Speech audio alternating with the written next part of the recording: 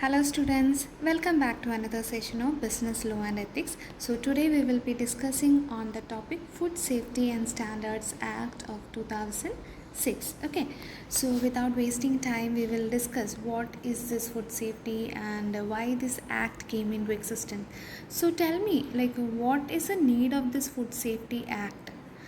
Yes, to protect the food, to ensure good food, quality food, and if there is certain adulterations happening in the food that have to be prevented, in the packaging and preparation processing of all stages of the food process in the food processing industry, in the packaged food, like all those things have to be taken into care, because those food which are being packed or sold in the market should be in the form of human consumption. So it should be able to be consumed by the human beings, and there should not be any problems, any diseases or anything that happening, the food poisoning that happening to the people. So keeping all those things in mind, the Food Safety and Standards Act was established in 2006. So now we will see the history of this, the timeline of this food laws which was came up in India before 2006. So in 2006, the Food Safety and Standard Authority of India came into existence by the Food Safety and Standards Act of 2006. So before that, in 1937, a committee was appointed and by the Central Advisory Board to take care of the health and regarding the food safety and security. And later in 1955, to prevent the food adulteration happening, a bill was passed in 1954, and that bill came into existence in 1955 from June 1st. Okay, after that in 1998, a subject group on food and agro industries were formed by the recommendation of a comprehensive legislation. Thereafter, in 2004, a parliamentary committee was formed on the pesticide residue, emphasized on coverage of all food lots in under the single legislative body, because the usage of pesticides and fertilizers, pesticides and herbicides or weedicides on the fruits and vegetables, that caused severe problems. So to prevent all those things, a parliamentary committee was formed. Thereafter in 2005, the standing committee of the same parliament was formed on subject to the agriculture submitted for the integrated food law. Like for a different concepts, there were different laws. For adulteration there was different law, for contaminants there was different law, the food additives like adding the preservatives and all those things, there were different law. For the food business, food processing industry, food operators, food safety, like for unsafe food, like for all these subhead there were different laws before 2005. So there was a need for a combined law, an integrated food law. So in 2005, a law commission was also asked to give this this view, like they also kept this view. And finally what happens, in 2006, the Food Safety and Standard Authority Bill was passed and it came into existence. Now we'll see what are the major items which falls under the food law or the food and allied items law. Okay, so the first one is vegetable and oil products that came into existence in the year 1947. The first one is of 1947, the vegetable oil products control. Then in 54, the prevention of food adulteration. In 1955, fruit products order for the adulteration, regarding adulteration and control and safety measures. Then solvent extracted oil and de-oiled meal edible flour control in the 1967. Then in 73, the meat food products order the law came into existence. And in 88, edible oil packaging regulation came into existence. Thereafter in 1992, milk and milk products control order came into existence. Thereafter, when in the Food Safety and Security Act came into existence, the Food Safety and Standards Act of 2006 passed. From that time, all these laws was integrated and combined together. So what are the objectives of this law? The main objective of this Food Safety and Standard Act of 2006 is an act to consolidate the law relating to the food and to establish the Food Safety and Standards Authority of India for the laying down science-based standards for articles of foods and to regulate their manufacture, storage, distribution, sale and import, also to ensure availability of safe and wholesome food for human consumption and for matters connected therewith or incidental thereto. Okay, so this came into existence from 2006 August 24. So what are the major objective of this act? So the major objective was to regulate the manufacturing, storage, distribution, sale and import of the food and food related products, and also to ensure a safe and wholesome food for the human consumption and other matters which are connected to the consumption matters. So some other terms which comes under this food law is adulterant. Adulterant means which cause which is unsafe in the food, which adulterant is something that is unsafe in the food, and the section 3A deals with the adulteration of the food. Then contaminants are the present in food as a result of production. Maybe in the production process some contaminants may be added, manufacturing, processing, preparation, treatment, maybe in packaging or transportation stage also certain contaminants may occur. So section 3G deals with the contaminants, and related to specific to food, the section 3J, that is extensively defined what is food, what is safe food, and all those things has been defined. Then food additives, related to the additives and preservatives, what is additive? It is in ingredients which are added into the food to increase the shelf life and all. So the section 3K deals with the food additive. Then section 3N deals with food business, whether to do a profitable or in laws, like what all those things deals with the food business. Then food business operation or operator deals with the section 3O. Then food safety means accepted for, those food are accepted for the human consumption. So the section 3Q deals with the food safety.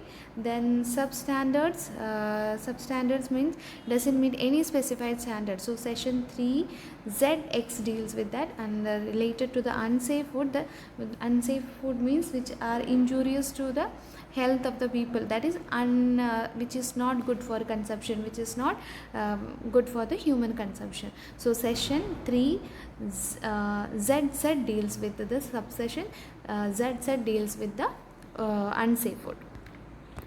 So what is the section 4 deals with? That is the establishment of Food Safety and Standard Authority of India. So this was established by the central government, and the head office is in Delhi, and this may establish its offices at many other places. There are many sub offices and regional offices for the Food Safety and Standard Authority, and a chairperson is there. The structure, if we speak about the structure, a chairperson is there, 22 members, out of which one third shall be a woman, it is a compulsory, and the term is for 3 years. The chairperson and the members, the board of directors, will be for a period of 3 years and eligible for reappointment, and it is specified in the section 7. Then CEO will see day-to-day activities of the food authority. So these are the things which are being written in the section 4. Now what is the organization structure? So the organization structure, the central advisory committee is there, which is being which is being specified in the section 11. Then the Food Safety and Standard Authority, which is situated in New Delhi, so it have a CEO. Then scientific panels are there, and scientific committee is there in the New Delhi. From there is when we look at the vertically, you can see that the State Food Safety Authority is there. The section 29 deals with that. Then Commissioner of Food Safety is there. Under the Commissioner, there are designated officers and food safety officers. Then under this Commissioner of Food Safety, there is a food analyst. So the section 45 deals with the food analyst, which comes under the Commissioner of Food Safety. So this is the organizational structure of Food Safety and Standard Authority of India. Now we will come across the session 16, which deals with the functions of this authority. So what are the major functions?